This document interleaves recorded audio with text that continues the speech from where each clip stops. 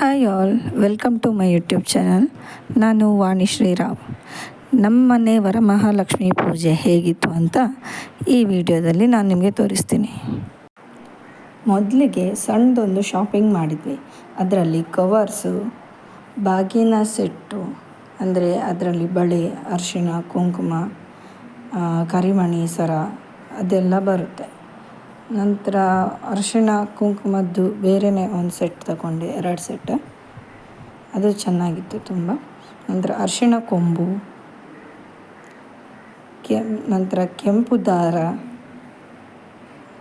ಬತ್ತಿಕಟ್ಟು, ಸೇಡಿ ಮತ್ತು ಬಳೆಗಳು, ಕೆಂಪು ಮತ್ತು ಹಸಿರಿದ್ದು ಬಳೆ ತಗೊಂಡೆ.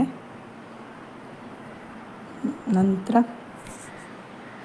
ಪೂಜೆದ್ದು ವರಮಹಾಲಕ್ಷ್ಮಿ ಪೂಜೆ ಬುಕ್ಕು ಮತ್ತು ಶೋಭಾನೆ ಹಾಡು ಬುಕ್, ಇಷ್ಟೆಲ್ಲ ಮಾಡಿದ್ವಿ. ಮತ್ತು ಸಣ್ಣದಾಗಿ ನನಗೆ ಅತ್ತೆಗೆ ಸ್ಟಿಕ್ಕರ್ ಪ್ಯಾಕೆಟ್ ಬೇಕಿತ್ತು, ಸೊ ಸ್ಟಿಕ್ಕರ್ ತಗೊಂಡ್ವಿ ಅಷ್ಟೇ. ಉಳಿದಿದ್ದೆಲ್ಲನೂ ನಮ್ಮ ಮನೆಯಲ್ಲೇ ಇತ್ತು. ಉಳಿದಿದ್ದ ಎಲ್ಲ ಪೂಜಾ ಐಟಮ್ಸ್ ನಮ್ಮ ಮನೆಯಲ್ಲೇ ಇತ್ತು. ನಂತರ ದೇವ್ರ ಕಳಶಕ್ಕೆ ಇಡಲಿಕ್ಕೆ ತೆಂಗಿನಕಾಯಿನ ನೋಡಿ, ದೊಡ್ಡದಾಗಿರೋ ಚೆಂದ ಆಗಿರೋ ತೆಂಗಿನಕಾಯಿನ ನೋಡಿ ಸುರಿತಾ ಇದ್ದೆ. ನನಗೆ ನನ್ನ ಮಗನೂ ಹೆಲ್ಪ್ ಮಾಡ್ತಾ ಇದ್ದ ತೆಂಗಿನಕಾಯಿ ಆರಿಸಲಿಕ್ಕೆ. ಇದನ್ನು ಸ್ವಲ್ಪ ಫಾಸ್ಟ್ ಫಾರ್ವರ್ಡ್ ಮಾಡಿದ್ದೀನಿ, ಯಾಕೆಂದರೆ ವಿಡಿಯೋ ತುಂಬ ದೊಡ್ಡದಾಗುತ್ತೆ ಅಂತ ಹೇಳಿ. ಅದಾದಮೇಲೆ ದೇವರ ಬೆಳ್ಳಿ ದೀಪ ಮತ್ತು ಕಳಸನ ತೊಳಿಲಿಕ್ಕಿತ್ತು, ಸೊ ಅದನ್ನು ತೊಳಿತಾ ಇದ್ದೆ. ಪೀತಾಂಬರ ಅಂತ ಹೇಳಿ ಸಿಗುತ್ತೆ, ಅದರಲ್ಲಿ ದೇವರ ಐಟಮ್ಸ್ ಯಾವುದೇ ಬೆಳ್ಳಿ ಪಾತ್ರೆ ಆಗಲಿ, ಹಿತ್ತಾಳೆ ಪಾತ್ರೆ, ಅದ್ಯಾವುದು ತೊಳೆದ್ರೂ ಕೂಡ ತುಂಬ ಚೆನ್ನಾಗಾಗುತ್ತೆ, ಬಿಳಿಯಾಗುತ್ತೆ. ಸೊ ನಮ್ಮ ಕಡೆ ಎಲ್ಲ ನಾವು ಅದನ್ನೇ ಯೂಸ್ ಮಾಡೋದು. ಸೊ ಅದನ್ನು ಯೂಸ್ ಮಾಡಿ ತೊಳಿತಾ ಇದ್ದೆ. ನಂತರ ಸ್ವಲ್ಪ ಹೂ ಬೇಕಿತ್ತು. ಇದು ಕೇಪಳ ಹೂ ಅಂತ ಹೇಳಿ ನಾವು ದೇವರಿಗೆ ಹಾಕ್ತೀವಿ. ದೇವಿಗೆ ತುಂಬ ಇಷ್ಟ ಅಂತ ಹೇಳಿ ಇದೆ, ಹಾಗಾಗಿ ನಮ್ಮ ಮನೆಯಲ್ಲೂ ಆಗಿತ್ತು. ಸೊ ಅದನ್ನು ಸ್ವಲ್ಪ ಕೊಯ್ದು ಅರ್ಚನೆಗೆ ಅಂತ ಹೇಳಿ ದೇವರಿಗೆ ಹಾಕಲಿಕ್ಕೆ ಕೊಯ್ತಿದ್ದೆ. ನಂತರ ಸ್ವಲ್ಪ ಜಾಜಿ ಆಗುತ್ತೆ ನಮ್ಮ ಮನೆಯಲ್ಲಿ, ಸೊ ಅದನ್ನು ನಾನೇ ಕೊಯ್ದು ನಾನೇ ಕಟ್ತಾಯಿದ್ದೆ. ಅದರಲ್ಲಿ ಏನೋ ಒಂದು ಖುಷಿ, ನಮ್ಮ ಕೈಯಿಂದ ಕಟ್ಟಿದ ಹೂವನ್ನು ದೇವರಿಗೆ ಹಾಕಲಿಕ್ಕೆ. ನಾನು ಹೂ ಕಟ್ಟಲಿಕ್ಕೆ ಮದುವೆ ಆದಮೇಲೆ ಕಲಿತಿದ್ದು. ಮದುವೆ ಆಗಿ ಇಲ್ಲಿ ಬಂದಮೇಲೆ ನಾನು ಕಲಿತಿದ್ದು. ಇಲ್ಲಿ ನಮ್ಮ ಮನೆಯಲ್ಲಿ ಜಾಜಿ, ಮಲ್ಲಿಗೆ ಎಲ್ಲ ಹೂ ಆಗುತ್ತೆ. ನಮ್ಮತ್ತೆ ಮತ್ತು ಇಲ್ಲಿ ಅಕ್ಕಪಕ್ಕದ ಮನೆ ಹೆಂಗಸರು ಹೂ ಕಟ್ಟಲಿಕ್ಕೆ ಬರ್ತಿದ್ರು. ಸೊ ಅವ್ರು ಕಟ್ತಿದ್ದದನ್ನೆಲ್ಲ ನೋಡಿನೇ ಕಲಿತಿದ್ದು ನಾನು. ಇವಾಗ ತಕ್ಕ ಮಟ್ಟಿಗೆ ಹೂವೆಲ್ಲ ಕಟ್ತೇನೆ ಬರುತ್ತೆ. ಈ ವಿಡಿಯೋ ಕೂಡ ಅಷ್ಟೇ ಫಾಸ್ಟ್ ಫಾರ್ವರ್ಡ್ ಮಾಡಿದ್ದೇನೆ, ಇಲ್ಲಾಂದರೆ ತುಂಬ ಲಾಂಗ್ ಹೋಗುತ್ತೆ. ಅದಕ್ಕೋಸ್ಕರ ನೋಡಿ, ಇಷ್ಟು ಹೊತ್ತು ಕಟ್ಟಿ ಇಷ್ಟು ಹೂ ಆಯಿತು. ನಂತರ ದೇವರ ಮನೆ ಕ್ಲೀನಿಂಗ್ ಮಾಡ್ತಿದ್ದೆ, ಕಸ ಹೊಡೆಯೋದು ಮತ್ತು ನೆಲ ಹೊಚ್ಚೋದು ಎಲ್ಲ ಇತ್ತು, ಅದನ್ನು ಮಾಡಿ ಮುಗಿಸಿದೆ. ಇನ್ನು ಪೂಜೆಗೆ ನಮ್ಮಲ್ಲಿ ಮುತ್ತೈದೆಯರಿಗೆ ವಾಯಂದಾನ ಅಂತ ಹೇಳಿ ಕೊಡ್ತೇವೆ.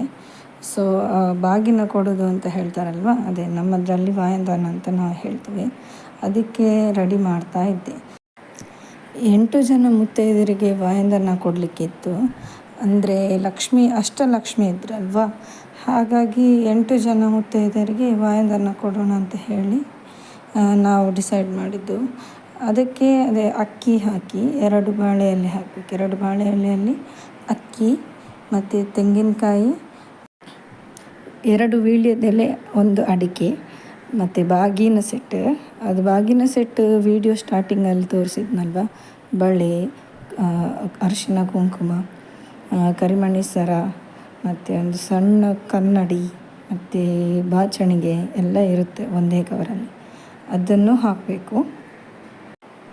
ನಂತರ ಹೂ ಮತ್ತು ಸೀರೆ ನಾನು ಲಾಸ್ಟಿಗೆ ಹಾಕಿದೆ, ಅಂದರೆ ಅದು ಮಾವ ಇನ್ನೂ ತರಬೇಕಿತ್ತು ಸೀರೆ, ಹಾಗಾಗಿ ಲಾಸ್ಟಿಗೆ ಹಾಕಿದೆ. ಅದು ನಾನು ನಿಮಗೆ ಲಾಸ್ಟಲ್ಲಿ ತೋರಿಸ್ತೇನೆ. ನಡುವಲ್ಲಿ ಸ್ವಲ್ಪ ಬ್ಲರ್ ಆಯಿತು ವಿಡಿಯೋ, ನನಗೆ ಗೊತ್ತೇ ಆಗಲಿಲ್ಲ. ನೋಡಿ ಹೀಗಿರುತ್ತೆ. ಆರತಿ ಹರಿವಾಣನೂ ರೆಡಿ ಮಾಡಿ ಆಯಿತು. ನಂತರ ನಮ್ಮಲ್ಲಿ ಕೆಂಪು ನೂಲು ಹಾಕ್ತಾರೆ, ಅಂದರೆ ವರಮಹಾಲಕ್ಷ್ಮಿ ಪೂಜೆಯಲ್ಲಿ ಕೆಂಪು ನೂಲು ವಿಶೇಷ. ಅದನ್ನು ನಾವು ನಮ್ಮ ಗಂಡನ ಕೈಯಿಂದ ಕಟ್ಟಿಸ್ಕೊಳ್ಬೇಕು ಪೂಜೆ ಆದಮೇಲೆ. ಅದನ್ನು ಪೂಜೆಗೆ ಇಟ್ಟು ದೇವರಿಗೆ ಅದಾದಮೇಲೆ ಗಂಡನ ಕೈಯಿಂದ ಕಟ್ಟಿಸ್ಕೊಳ್ಬೇಕು. ಅದನ್ನು ಹೇಗೆ ಪೂಜೆಗೆ ಇಡೋದಂತ ಹೇಳಿದರೆ, ನನಗೆ ನನ್ನ ಅಜ್ಜಿ ಹೇಳಿದ ಪ್ರಕಾರ ಕೆಂಪು ನೂಲಲ್ಲಿ 5 ಗಂಟು ಹಾಕಿ ಕಟ್ಟಬೇಕು. ಅನಂತರ ಅದನ್ನು ಪೂಜೆಗೆ ಇಟ್ಟು ಪೂಜೆ ಎಲ್ಲ ಆದಮೇಲೆ ಅದನ್ನು ಗಂಡನ ಕೈಯಿಂದ ಕಟ್ಟಿಸ್ಕೊಳ್ಬೇಕು.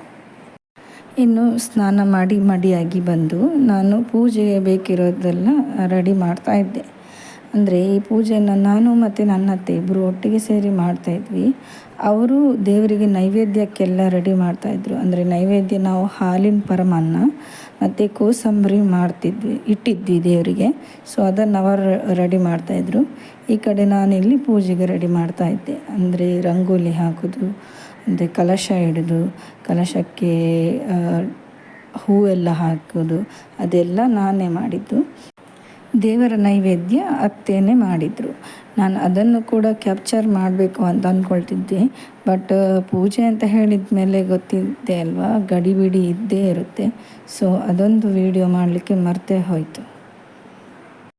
ಇಲ್ಲಿ ನೋಡಿ, ರಂಗೋಲಿ ಮೇಲೆ ಒಂದು ಮಣೆ ಇಟ್ಟು, ಆಮೇಲೆ ಒಂದು ಹರಿವಾಣದಲ್ಲಿ ಅಕ್ಕಿ ಹಾಕಿ ಅದರ ಮೇಲೆ ಕಲಶ ಇಟ್ಟು ಅದಕ್ಕೆ ನೀರು ಹಾಕಿ, ಆ ನೀರಿನ ಒಳಗಡೆ ಅರಿಶಿಣ ಕುಂಕುಮ, ಹೂ, ಅಕ್ಷತೆ ಮತ್ತು ಅರಿಶಿಣ ಕೊಂಬು, ಪಚ್ಚೆ ಕರ್ಪೂರ, ಒಂದು ಕಾಯಿನ್ ಹಾಕಿ, ಈಗ ಮಾವಿನ ಮತ್ತು ಹಲಸಿನ ಎಲೆಯೆಲ್ಲ ಹಾಕಿ ಅದರ ಮೇಲೆ ತೆಂಗಿನಕಾಯಿ ಇಟ್ಟು ಲಕ್ಷ್ಮೀ ದೇವಿಯನ್ನು ಪ್ರತಿಷ್ಠಾಪನೆ ಮಾಡೋದು. ಇದೆಲ್ಲ ನನಗೆ ನನ್ನ ಅಜ್ಜಿ ಹೇಳಿಕೊಟ್ಟ ಪ್ರಕಾರ ನಾನು ಮಾಡಿದ್ದೇನೆ. ಇನ್ನು ಬೇರೆ ಕಡೆ ಎಲ್ಲ ಒಂದೊಂದು ಕಡೆ ಒಂದೊಂದು ರೀತಿ ಇರುತ್ತೆ. ಸೊ ಇದು ನಾನು ನನ್ನ ಅಜ್ಜಿ ನನಗೆ ಹೇಗೆ ಹೇಳಿಕೊಟ್ಟಿದ್ದಾರೋ ಅದೇ ರೀತಿ ನಾನು ಮತ್ತು ನಮ್ಮ ಅತ್ತೆ ನಮ್ಮ ಮನೆಯಲ್ಲಿ ಮಾಡ್ತಾಯಿದ್ದೀವಿ. ಅಷ್ಟೊತ್ತಿಗಾಗಲೇ ಸ್ವಲ್ಪ ಜನ ಮುತ್ತೈದೆಯರು ಮನೆಗೆ ಬಂದು ಭಜನೆ ಸ್ಟಾರ್ಟ್ ಮಾಡಿಕೊಂಡಿದ್ದರು. ನಾನಿಲ್ಲಿ ಕಲಶಕ್ಕೆ ಅಲಂಕಾರ ಮಾಡ್ತಾಯಿದ್ದೆ. ಕಮಲದ ಹೂವು ಇಟ್ಟು ಒಂದು ಒಡವೆ ಇಟ್ಟು ಅಲಂಕಾರ ಸ್ಟಾರ್ಟ್ ಮಾಡಿದೆ. ನಂತರ ಕಣಗಿಲೆ ಹೂವು ಇದು. ಆದಷ್ಟು ನನಗೆ ಬೇರೆ ಬೇರೆ ಬಗೆಯ ಹೂ ಇಟ್ಟು ಅಲಂಕಾರ ಮಾಡಬೇಕು ಅಂತ ನನಗೆ ಆಸೆ ಇತ್ತು. ಸೊ ಹಾಗಾಗಿ ನನ್ನ ಕೈಯಲ್ಲಿ ಎಷ್ಟಾಗುತ್ತೋ ಅಷ್ಟು ಚೆನ್ನಾಗಿ ನಮ್ಮನೆ ಮಹಾಲಕ್ಷ್ಮಿಗೆ ಅಲಂಕಾರ ಮಾಡಿದೆ. ನಾರಾಯಣಿತೆ ನಮೋ ನಮೋ, ನಾರದ ಸ್ತುತಿ ಪ್ರಿಯೆ ನಮೋ ನಮೋ. ಅದಾದಮೇಲೆ ಪೂಜೆ ಶುರು ಮಾಡಿದ್ವಿ. ಆವಾಗ ತೆಗೆದ ವಿಡಿಯೋ ಕ್ಲಿಪ್ಸ್ ಇದೆ, ಅದನ್ನು ಹಾಕಿದ್ದೇನೆ, ನೋಡ್ಕೊಂಡು ಬನ್ನಿ.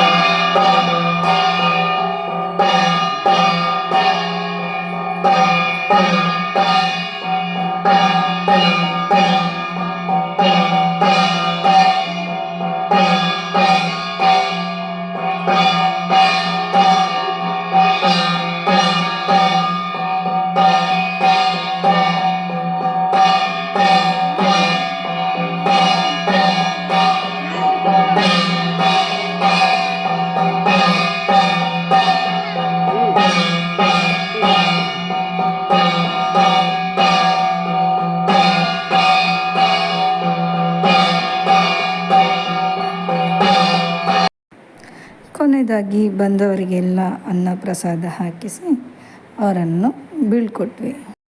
ಮತ್ತೊಂದು, ನಾನು 8 ಜನ ಮುತ್ತೈದರಿಗೆ ವಾಯಂದಾನ ಕೊಡಲಿಕ್ಕಿತ್ತು ಅಂತ ಹೇಳಿದ್ನಲ್ವ, ಅದರಲ್ಲಿ 7 ಜನ ಮಾತ್ರ ಬಂದಿದ್ದರು. ಅವರಿಗೆ ವಾಯಂದಾನ ಕೊಡುವಾಗ ವಿಡಿಯೋ ಮಾಡಲಿಕ್ಕೆ ಮರ್ತೇ ಹೋಗಿತ್ತು. ಸೊ ಒಬ್ಬರು ಮರುದಿವಸ ಬಂದಿದ್ದರು. ಅವರಿಗೆ ಅತ್ತೆ ವಾಯಂದಾನ ಕೊಡ್ತಾ ಇರುವಾಗ ನಾನು ವಿಡಿಯೋ ಕ್ಯಾಪ್ಚರ್ ಮಾಡಿದೆ. ಇದೇ ರೀತಿ ನಮ್ಮ ಕಡೆ ವಾಯಂದಾನ ಕೊಡೋದು ಮುತ್ತೈದೆಯರಿಗೆ.